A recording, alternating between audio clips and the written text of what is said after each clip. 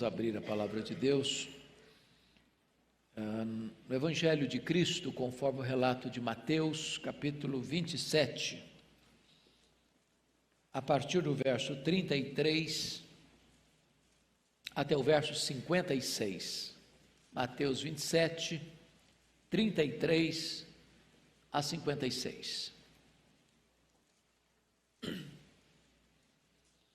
Está escrito assim: E chegando a um lugar chamado Gólgota, que significa lugar da caveira, deram-lhe a beber vinho com fel, mas ele, provando-o, não o quis beber. Depois de o crucificarem, repartiram entre si as suas vestes, tirando a sorte, e assentados ali o guardavam. Por cima da sua cabeça puseram escrita a sua acusação: Este é Jesus, o Rei dos Judeus. E foram crucificados com ele 2 ladrões, um à sua direita e outro à sua esquerda. Os que iam passando blasfemavam dele, meneando a cabeça e dizendo: Ó, tu que destróis o santuário e em 3 dias o reedificas, salva-te a ti mesmo, se és filho de Deus, e desce da cruz.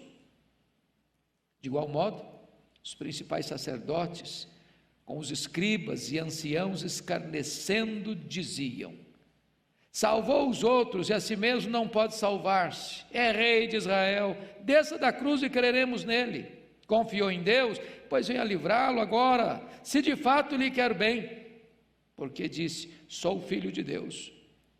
E os mesmos impropérios lhe diziam também os ladrões que haviam sido crucificados com ele. Desde a hora 6ª até a hora 9ª, houve trevas sobre toda a terra. Por volta da hora 9ª, clamou Jesus em alta voz, dizendo: Eli, Eli, lama sabachthani, que quer dizer: Deus meu, por que me desamparaste? E alguns dos que ali estavam ouvindo isto diziam: Ele chama por Elias. E logo um deles correu a buscar uma esponja e, tendo-a embebido de vinagre e colocado na ponta de um caniço, deu-lhe a beber.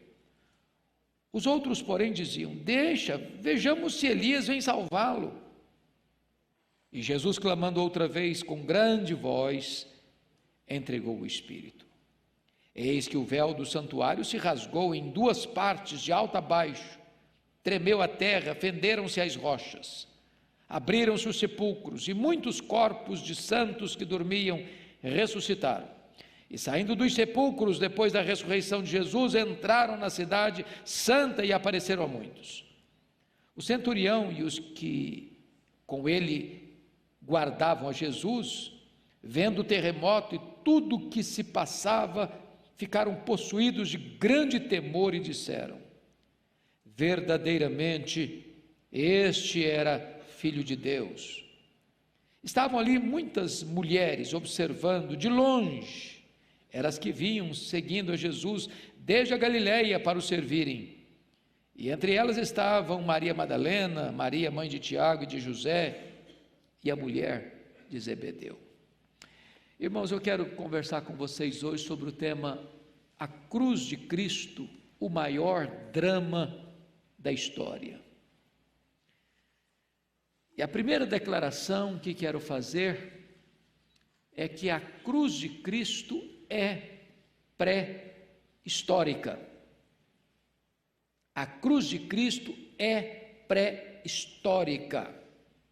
Em outras palavras, ela estava incrustada no coração de Deus, mesmo antes de Deus criar os céus e a terra. Eu queria fazer essa afirmação, mas lendo 3 textos, para que você pudesse ter isso com muita clareza na sua mente e no seu coração. Então abra rapidinho, depois você volta, não deixa de ficar marcado aí Mateus. Vá comigo em primeiro lugar para 1 de Pedro 1, 18 a 20. Primeira carta de Pedro, capítulo 1, verso 18 a 20. Está escrito o seguinte: Sabendo que não foi mediante coisas corruptíveis, como prata ou ouro, que fostes resgatados do vosso fútil procedimento que vossos pais vos legaram, mas pelo precioso sangue, como de cordeiro sem defeito e sem mácula, o sangue de Cristo, conhecido com efeito, o sangue de Cristo, antes da fundação do mundo, porém manifestado no fim dos tempos por amor de vós. Em outras palavras, a cruz, o sangue do Cordeiro, foi conhecido antes da fundação do mundo. Em outras palavras, isso já estava no plano de Deus, no decreto de Deus, antes de criar o universo. Deus já havia determinado mandar o seu filho para a cruz, para morrer pelos seus pecados. Deus não foi colhido de surpresa.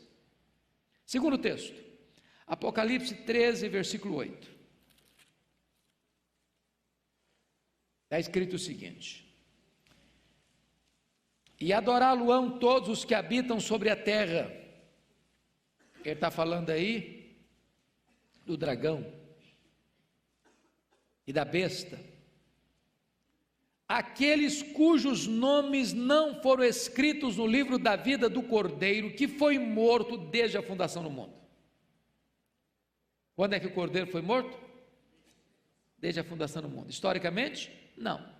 Historicamente, ele morreu em Jerusalém há 2000 anos. Mas nos decretos de Deus, nos planos de Deus, isso já havia sido consumado. O que aconteceu no Calvário foi a consumação desse plano eterno, já estabelecido por Deus. Terceiro texto, Atos dos Apóstolos, capítulo 2, verso 23. Por favor, veja comigo. Está escrito o seguinte: Pedro, pregando em Jerusalém, disse: sendo este Jesus entregue pelo determinado desígnio e presciência de Deus, vós o matastes, crucificando por mãos de iníquos. Os homens mataram Jesus há 2000 anos com mãos de iníquos, mas Pedro diz que Jesus foi entregue pelo determinado desígnio e presciência de Deus.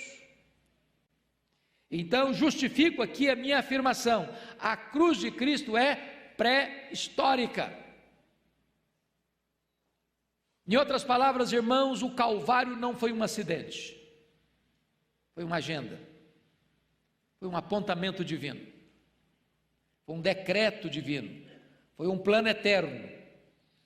Jesus veio para morrer. A morte dele não foi um acidente, nem a ressurreição dele foi uma surpresa. Aliás, o próprio Jesus profetizou reiteradamente, repetidas vezes, dizendo claramente para os seus discípulos que ele iria ser morto, ele iria ser crucificado para ressuscitar.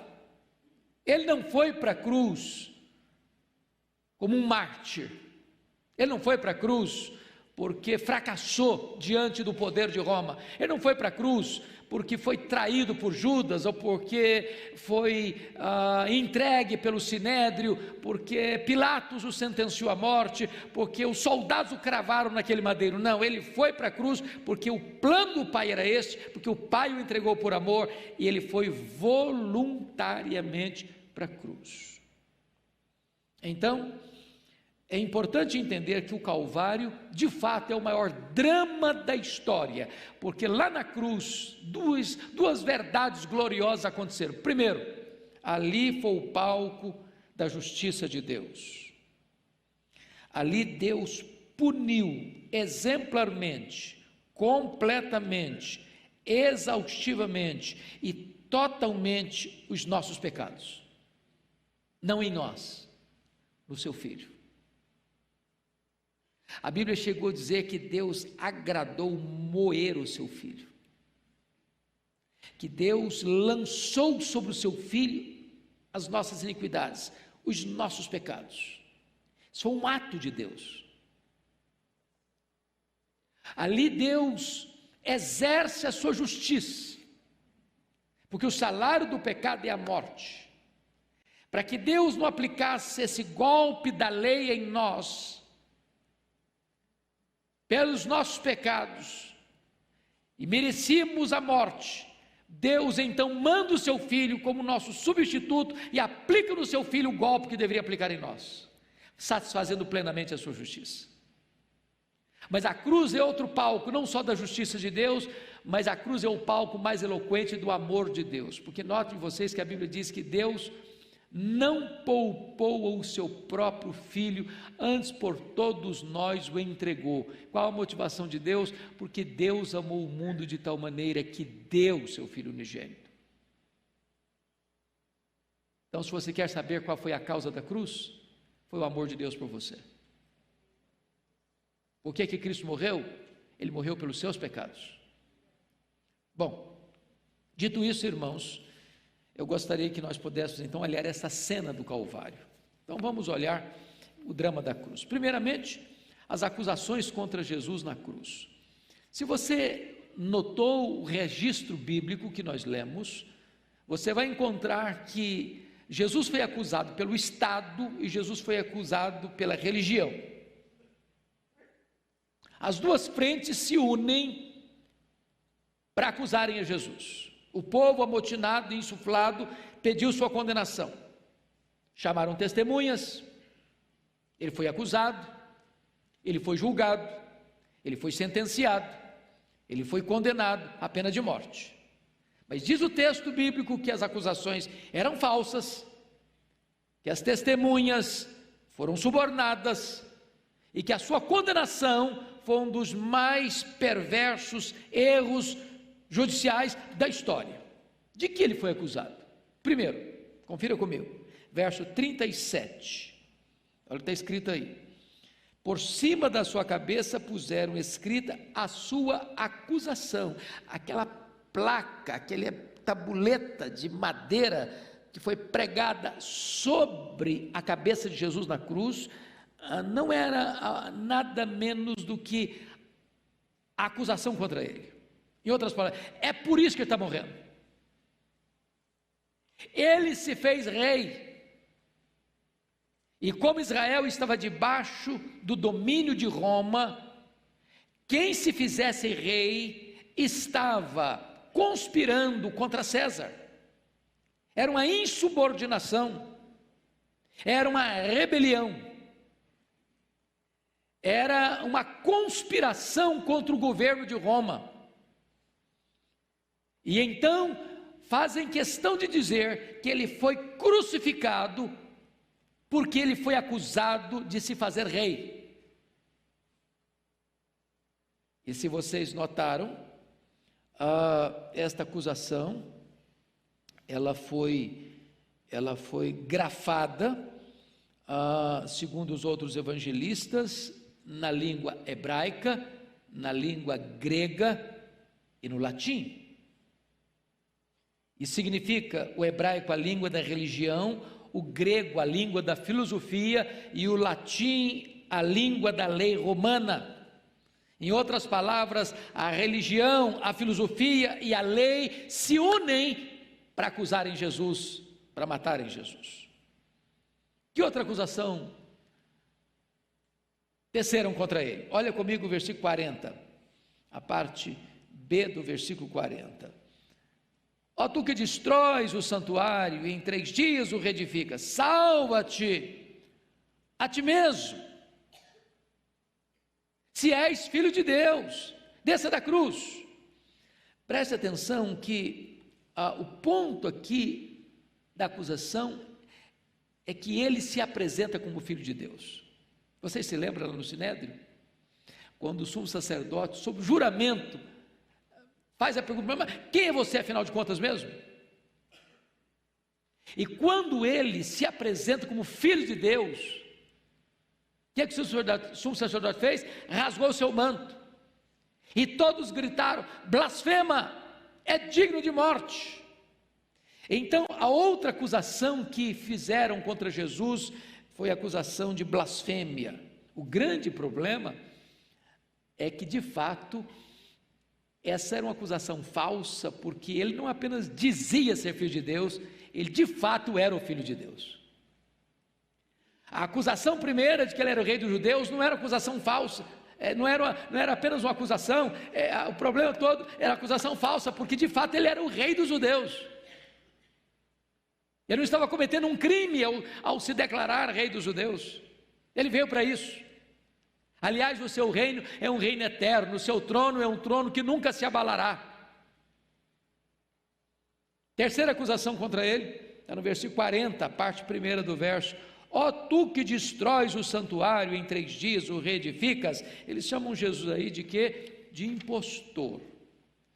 Veja bem que esta acusação foi feita contra Jesus, e Marcos, no relato dele, diz que não tinha coerência. Quando as testemunhas disseram, não, nós ouvimos esse camarada falar aí, que ele destrói o santuário e o reconstrói em 3 dias. E está escrito lá em Marcos 14, 49, que não tinha sentido, não tinha nexo o que eles estavam falando. Mas vejam vocês, que agora as autoridades judaicas não querem saber se não tem nexo. Eles estão aproveitando o momento para espalhar esse fake news, essa mentira, essa notícia falsa, que não tem nexo, que não tem sentido, que não tem propósito, porque obviamente Jesus não está falando do santuário que levou 46 anos para ser construído por Herodes o Grande, está falando do seu próprio corpo, que vai morrer, que vai ser sepultado, mas que no 3º dia vai se erguer do túmulo um corpo de glória. Mas em 4º lugar, irmãos, eles acusam Jesus de ser o Salvador. Olha o versículo 42, salvou os outros, a si mesmo não pode salvar-se, é rei de Israel, desça da cruz e creremos nele. Ou seja, eles estão acusando Jesus de ter salvado muita gente, mas agora não tem poder para salvar a si mesmo. Estão dizendo que Jesus é um impostor, impotente, fracassado, derrotado, que teve muito poder enquanto estava ajudando os outros, mas quando se trata de socorrer ele mesmo, ele não tinha esse poder, ele não tinha essa capacidade de descer daquela cruz, de manifestar milagre ali diante deles. Mas notem mais, Jesus foi acusado de usar indevidamente o nome de Deus. Olha o verso 43 comigo. Confiou em Deus, pois venha livrá-lo agora, se de fato lhe quer bem, porque disse só o Filho de Deus. Olha a ideia que eles tinham de Jesus, de um embusteiro, de alguém que se põe numa posição que não tem direito de usá-la. Aliás, olha o versículo 63 comigo. Disseram-lhe, Senhor, lembramo-nos de que aquele embusteiro, enquanto vivia, disse, depois de 3 dias ressuscitarei. Ou seja, eles acusam Jesus de ser um embusteiro, um enganador. Todas essas acusações foram levantadas contra Jesus no drama do Calvário, no drama da cruz. Vamos ver agora em segundo lugar, irmãos, o drama da cruz, o desamparo de Jesus naquela cruz. Por quem Jesus foi desamparado? Em primeiro lugar, olha o verso 39 comigo. Foi desamparado pelo povo. Os que iam passando blasfemavam dele, meneando a cabeça, dizendo.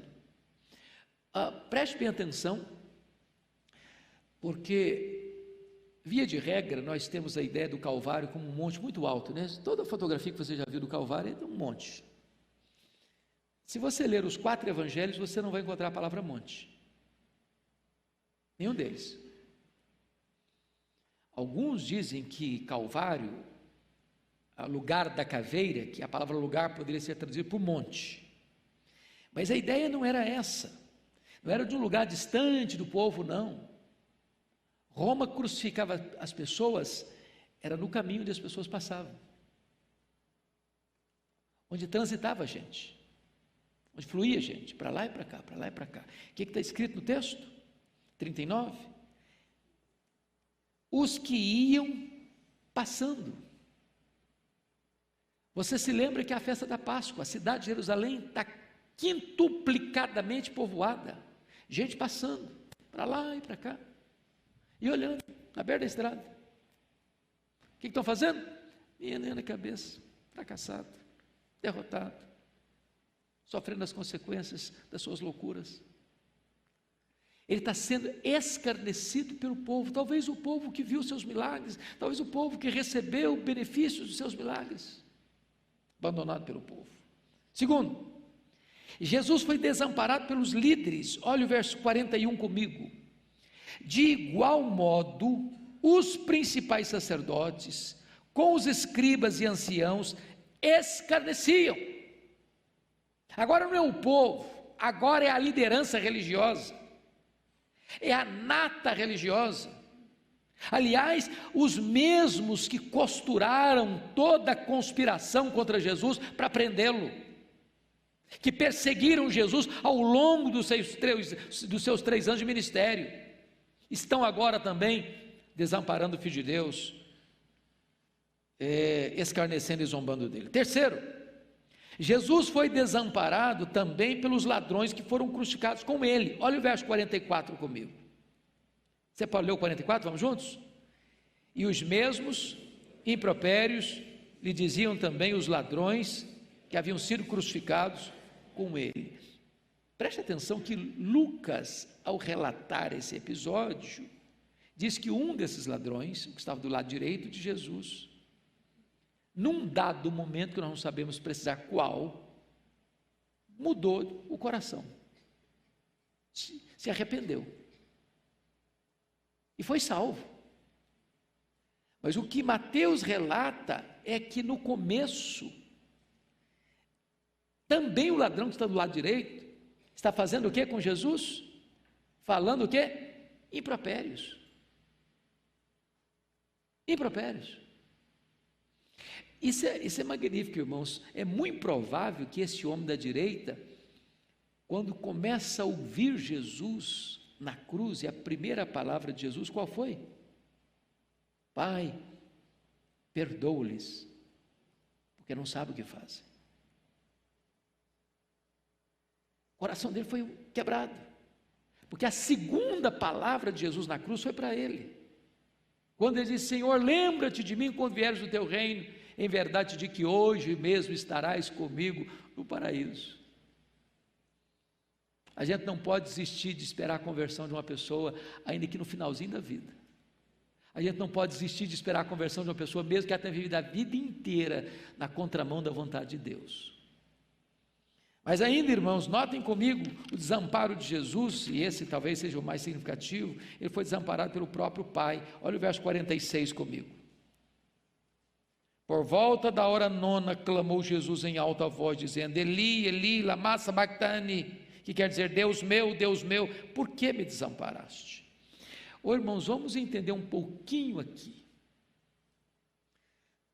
Algumas pessoas não conseguem entender como é que o pai desamparou o filho. E note que aqui Jesus não chama Deus de pai.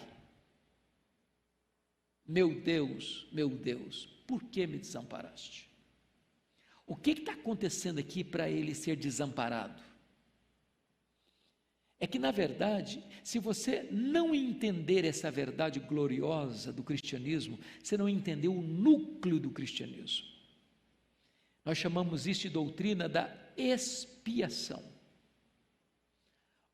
E aqui Jesus está ocupando um papel de substituto, de fiador, de representante.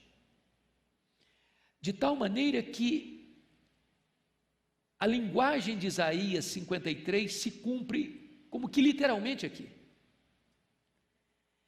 Naquele momento que Jesus vai para a cruz, diz Pedro 2,24, primeira carta, que ele vai carregando sobre o seu corpo, no madeiro, os nossos pecados. Ou seja, o maior peso daquela cruz não era a madeira, eram os nossos pecados. E a Bíblia diz que quando Jesus estava lá na cruz, Deus lançou sobre ele a iniquidade de todos nós. Pecados das pessoas que viveram antes dele, pecados das pessoas que viveram no tempo dele, e pecados das pessoas que viverão para frente ainda de nós. Naquele momento, diz a Bíblia, que não havia beleza nele, até o sol escondeu o rosto dele. Naquele momento ele foi feito pecado por nós, ele foi feito maldição.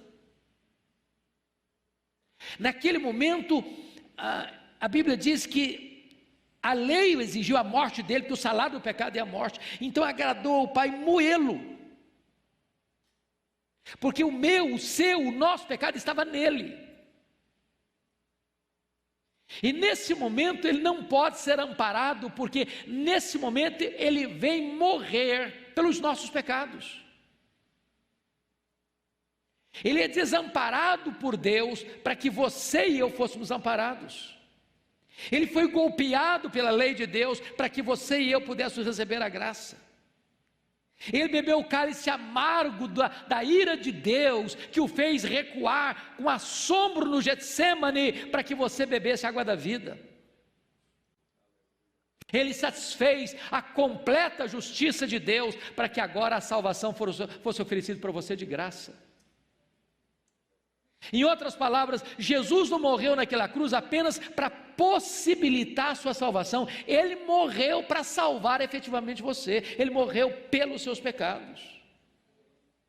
Isso é glorioso. Ele foi desamparado para que nós pudéssemos ser salvos por toda a eternidade. No drama da cruz vamos entender outra coisa, as palavras de Jesus naquela cruz. As palavras de Cristo na cruz podem ser divididas em 3 categorias. Primeiro, palavras em relação às pessoas. Primeiro, palavra de perdão, Pai, perdoa-lhes, porque não sabem o que fazem. Segundo, palavra de salvação, hoje mesmo estarás comigo no paraíso. Terceira palavra, palavra de afeição, mulher, eis aí o teu filho, filho, eis aí a tua mãe. Prestem bem atenção que Jesus está na cruz e ele está pensando nos outros. Palavra de perdão, palavra de salvação, palavra de afeição. Depois nós temos na cruz as palavras de Jesus em relação a Deus. Primeiro, palavra de desamparo, Deus meu, por que me desamparaste? Acabamos de falar sobre isso. Segundo, terceiro, agora as palavras em relação a si mesmo. Primeiro, palavra de agonia, tenho sede. Segundo, palavra de vitória, está consumado. Terceiro, palavra de rendição, Pai, nas tuas mãos eu entrego o meu espírito. E as palavras em relação a si mesmo, notem vocês que tem muito importante o significado aqui. Palavra de agonia, tenho sede, mostra o seguinte, ali na cruz era o homem sofrendo como se você estivesse lá. Ele não sofreu menos, ele sofreu mais, plenamente. Sede, cãibras, dores, agonia, asfixia, tudo isso. Palavra de vitória, está consumado. Está dizendo o seguinte, olha, tudo agora está resolvido, está pago. Eu estou quitando aqui, das palavras do apóstolo Paulo, lá em Colossenses, é como se ele estivesse rasgando o escrito de dívida contra você. Você não tem mais débito no tribunal de Deus, você que creu nele, você está justificado, está consumado. E a última palavra, a palavra de rendição, Pai, nas tuas mãos entrego o meu espírito, ou seja, está dizendo, Pai, eu acabei o que tu me confiaste para fazer, então estou entregando meu espírito a ti. Mas eu quero concluir no drama da redenção, falando do impacto da morte de Jesus Cristo na cruz. Vamos ver algumas coisas interessantíssimas aqui. Primeiro, o sol escondeu o seu rosto e as trevas encheram a terra, versículo 45, você pode ler a hora, versículo 45 comigo, vamos lá? Desde a hora sexta até a hora nona, houve trevas sobre toda a terra, um eclipse total do sol. Eu quero crer, e a maioria dos comentaristas entendem da mesma maneira, que esse eclipse não foi apenas em Jerusalém, mas em toda a terra, em todo o mundo. É curioso, irmãos, que quando Jesus nasceu, houve luz à meia-noite, e quando Jesus morreu, houve trevas ao meio-dia. Se você está observando, a natureza fazia coro e se identificava com o sofrimento do Filho de Deus. Segunda coisa, acabou a hierarquia espiritual. Veja o versículo 51 comigo, vamos ler juntos, 51. Eis que o véu do santuário se rasgou em duas partes, de alto a baixo, só até aqui. Acho que todos vocês conhecem esse contexto, né? Que véu é esse? Esse véu recua lá o tabernáculo. Lembra do tabernáculo móvel que foi feito no deserto? Deus mandou Moisés fazer? E tinha um pátio, e tinha um lugar santo, e tinha um lugar santíssimo. Que havia uma cortina que separava o lugar santo do lugar santíssimo. No lugar santo os sacerdotes podiam ir. Lá tinha a mesa dos pães da proposição, lá tinha o altar de incenso e lá tinha o candelabro, as luzes. Mas entre o lugar santo e o lugar santíssimo, o santo dos santos, ficava uma cortina grossa. Só o sumo sacerdote podia entrar para além daquela cortina, onde ficava a arca da aliança, uma vez por ano, para fazer a expiação pelos pecados do povo. Quando essa cortina parte não de baixo para cima, mas de cima para baixo, está dizendo o seguinte: acabou o sistema judaico, acabou a matança de cordeiro, acabou a necessidade de você precisar ir a um sacerdote para que esse sacerdote represente você diante de Deus. Acabou agora qualquer mediação humana na sua relação com Deus. O véu foi rasgado de alto a baixo, significa o seguinte: todos nós agora temos livre acesso à presença de Deus. Todos nós fomos constituídos em sacerdotes, que temos livre acesso à presença de Deus. Louvado seja o Senhor. Que verdade bendita. Resultado da morte do Senhor Jesus Cristo. Mas em terceiro lugar, irmãos, versículo 51b diz que tremeu a terra, e em outras palavras, abalou e mudou as estruturas engessadas. Você se lembra que quando a lei foi dada, o Monte Sinai tremeu também. Mas quando Jesus morreu, tremeu a terra. É um abalo sísmico. E isso revela para nós, meus amados irmãos, que com a morte de Cristo, toda a estrutura que parecia sólida é abalada, é afetada por este glorioso evento da morte de Cristo. Estruturas políticas, estruturas econômicas, estruturas sociais, estruturas morais, estruturas religiosas, estruturas espirituais, tudo isso foi abalado por este maior acontecimento da história, a morte de Jesus Cristo naquela cruz. Quarto, destruiu a dureza das pedras, porque o verso 51 termina dizendo o seguinte: e fenderam-se as rochas. Não apenas rochas, mas os homens pedra também foram abalados. E eu acho isso glorioso, porque agora você vê a conversão de um Saulo de Tarso, violento. Agora você vê a conversão de um Agostinho de Hipona, devasso. Agora você vê a conversão de um Martinho Lutero, religioso idólatra. Agora você vê as pessoas menos prováveis se rendendo aos pés do Salvador, e a dureza do coração do homem é quebrada, como aquelas rochas se fenderam no dia que ele morreu na cruz do Calvário. Não há dureza que a morte de Cristo não possa quebrar. Finalmente, e eu termino aqui, a morte de Cristo destruiu o poder da morte. Veja o verso 52 comigo. Abriram-se os sepulcros e muitos corpos de santos que dormiam ressuscitaram. Preste atenção numa coisa. Algumas pessoas, fazendo a leitura apressada do texto, dizem: não, mas então como que Jesus foi as primícias dos que dormem, se ele ao morrer, gente ressuscitou?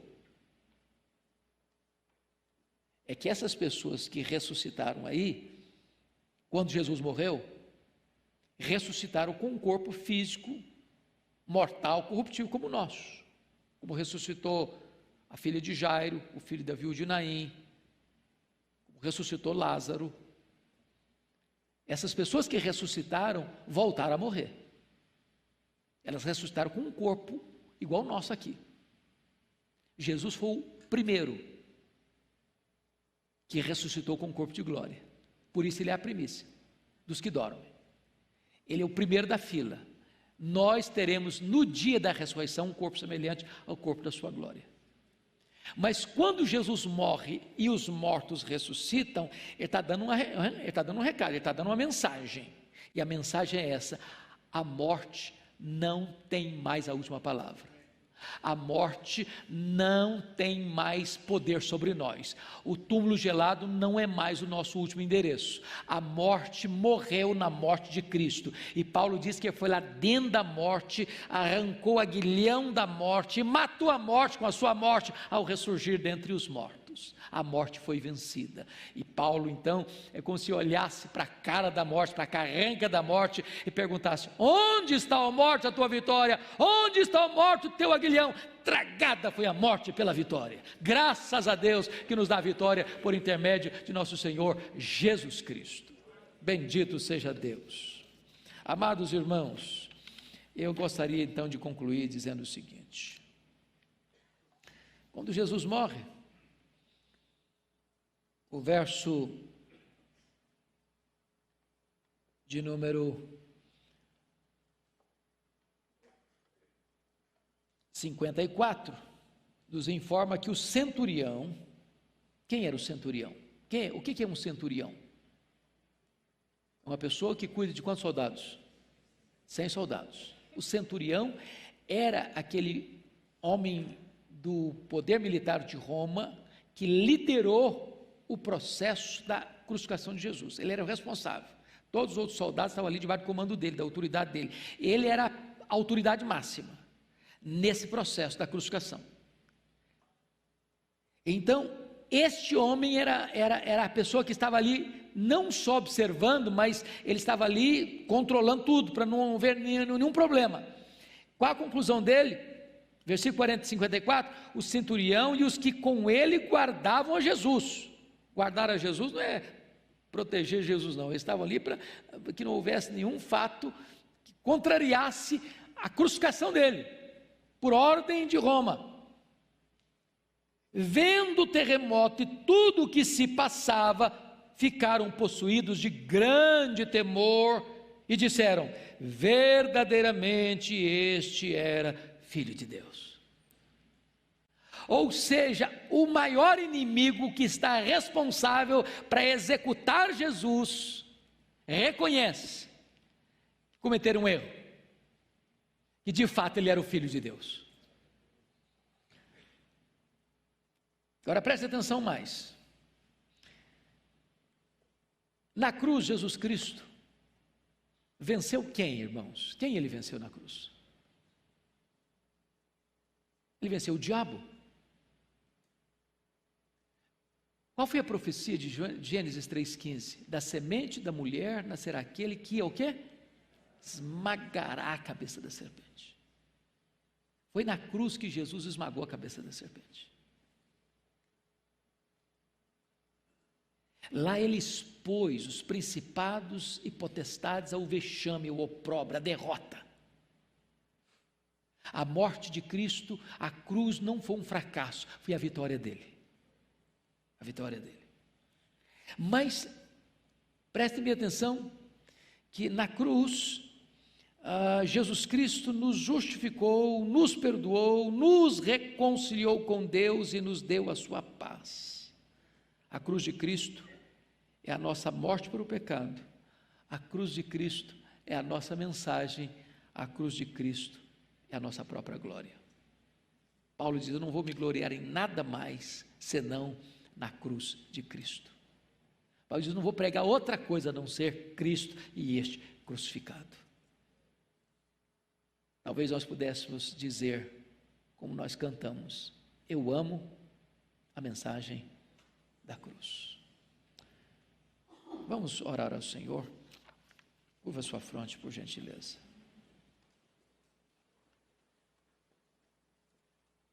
Ó Deus, o que nós te pedimos nesta noite é que tu abras os olhos da nossa alma, para nós entendermos a enormidade do teu amor por nós. As palavras mais eloquentes não seriam suficientes para descrever este amor, porque tu planejaste isto lá antes de tu criares os céus e a terra. A cruz nunca se afastou dos teus olhos, do teu coração. Mesmo com a rebeldia, mesmo com a desobediência, mesmo com a dureza do nosso coração, tu mantiveste o teu plano, sem mudar uma vírgula. E então a tua palavra diz que na plenitude dos tempos Jesus Cristo veio, nascido de mulher, nascido sob a lei, e ele nasceu para morrer, ele nasceu como cordeiro que tira o pecado do mundo, cordeiro que foi morto, mas está vivo pelos séculos dos séculos. Ó meu Deus, não deixe que o nosso coração se afaste da mensagem da cruz, não deixe que os nossos olhos se percam nos brilhos deste mundo, sem deixar de olhar para a cruz. Ali está a nossa vitória, ali está o nosso triunfo, ali está a nossa esperança, ali está a nossa própria glória, ali está a nossa mensagem, ali está a razão da nossa vida, porque foi naquela cruz que ele verteu o seu sangue para nos limpar do pecado e nos reconciliar contigo. Agora rogamos-te, Deus, aplica esta palavra ao nosso coração aqui nesta noite, para que saiamos daqui debaixo deste refúgio bendito e eterno, o refúgio da cruz. Assim oramos, em nome de Jesus.